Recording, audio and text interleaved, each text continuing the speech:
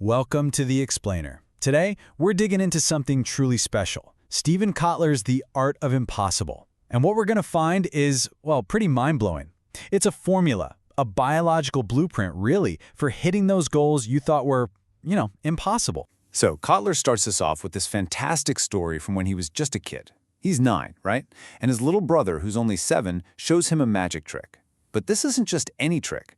It sparks this huge question, a question that kind of sits at the heart of this whole book. What if impossible isn't really magic? What if it's something else? So picture this. A simple little sponge ball vanishes. Poof! And for Kotler, this was a light bulb moment. He knew his brother wasn't actually magic. I mean, come on. So if it wasn't magic, there had to be a process, right? A set of skills you could learn. And that's the big leap. If you can learn the trick, it means the impossible, it has a formula. Okay, so Kotler draws a really important line in the sand here. He says there are two kinds of impossible. You've got your capital I impossible, landing on the moon, breaking the 4-minute mile, the big world-changing stuff. But for most of us, for you and me, we're dealing with lowercase I impossible. This is the stuff that feels just as huge to us. Getting paid to do what you love, maybe overcoming a deep trauma, or just becoming truly world-class at something. That's what we're talking about today. All right, so if there's a formula, what is it? What does this map to the impossible actually look like? The fundamental problem we're up against here, it's not new. The psychologist William James nailed it over a century ago. He said we live far within his limits. We all have these amazing powers inside us, but we just get into the habit of not using them. We settle. So here's Kotler's answer. It's a formula built on 4 key skills. Think of it like a quartet. First, you need motivation. That's what gets you in the game in the first place. Then there's learning, which is how you keep playing. Third is creativity. That's how you steer, how you find your unique path. And finally, there's flow. And flow, oh man, flow is the turbo boost. It's what takes all your results and just shoots them into the stratosphere. And this is maybe the most important part of the whole thing. These 4 skills, they're not personality traits. It's not about being born a certain way. They are neurobiological mechanisms. That's a fancy way of saying they are built-in systems in your brain that anyone, and yet that absolutely means you, can train up. All right, let's get into the nuts and bolts. We're going to start with the absolute foundation, motivation. Because let's be real, without this fuel, your journey to the impossible is over before it even begins. You're not even leaving the driveway. So when we talk about motivation, we're not talking about the usual stuff like chasing a paycheck or getting famous. That's extrinsic motivation. What we're after here is intrinsic motivation. This is the good stuff, the drivers that come from inside you, like genuine curiosity, a deep passion, a sense of purpose. It's doing something just because you love it, because it means something to you. And you don't just get this motivation, you build it systematically. It's like a stack. It all starts with curiosity, just a basic interest. Then you find a spot where a few of your curiosities bump into each other and overlap. That's where you find passion. From there, you connect that passion to something bigger than yourself. That's your purpose. Then you need the freedom to actually chase that purpose, which is autonomy. And finally, you top it all off with mastery, that unstoppable desire to just get better and better. So why does this stack matter so much? Because it's literally the fuel for the whole journey. When you get this stack right, you're not fighting your own biology anymore. You're aligning with it.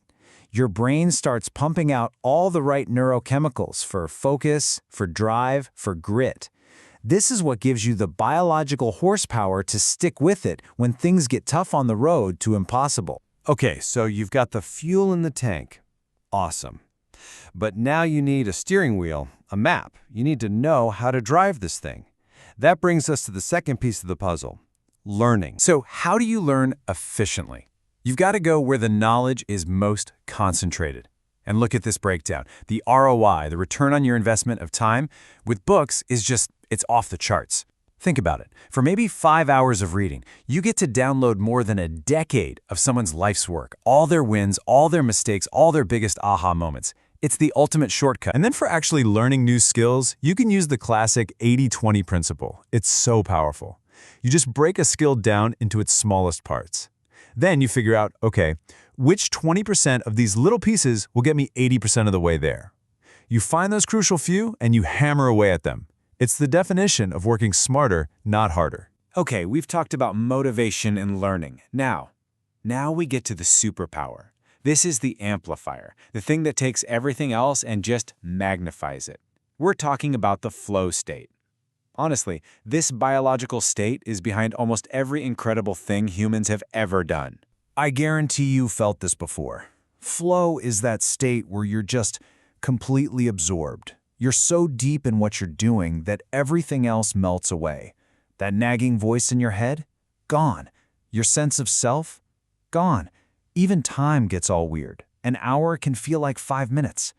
It's when you feel your best and you perform your best. They're one and the same. And if you're wondering how powerful this is, just look at the data. It's staggering. McKinsey did this huge 10-year study and found that top executives were up to 500% more productive in flow. Let that sink in. That means you can get a whole week's worth of work done on Monday just by getting into this state. But here's the catch. You can't just turn flow on like a light switch. It's not an on-demand thing. It's actually a 4-stage cycle. And this is so important. First, you have to struggle. You have to push your brain to its limits.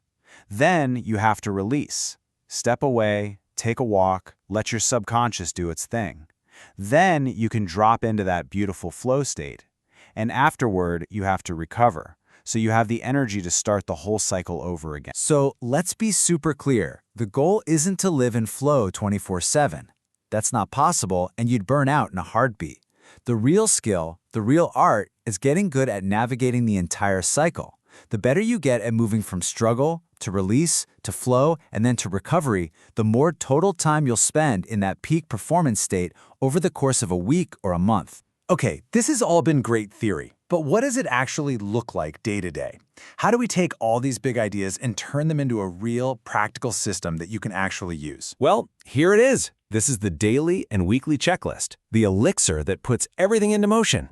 And look at the heart of it. 90 to 120 minutes of totally uninterrupted, deep work on your hardest problem. That's your struggle phase right there. And see how everything else supports it? The mindfulness or the walk? That's your release. The daily learning? That's feeding the whole system. And the sleep? That is non-negotiable. That's your recovery. It's not just a to-do list. It's a complete system for building a life that produces peak performance day in and day out. So, there it is. Not magic, but a formula. A biological recipe for doing what seems impossible. You've got the map, you've got the tools, you even have a daily plan. So really, there's only one question left, and it's the most important one of all. What impossible are you going to go after?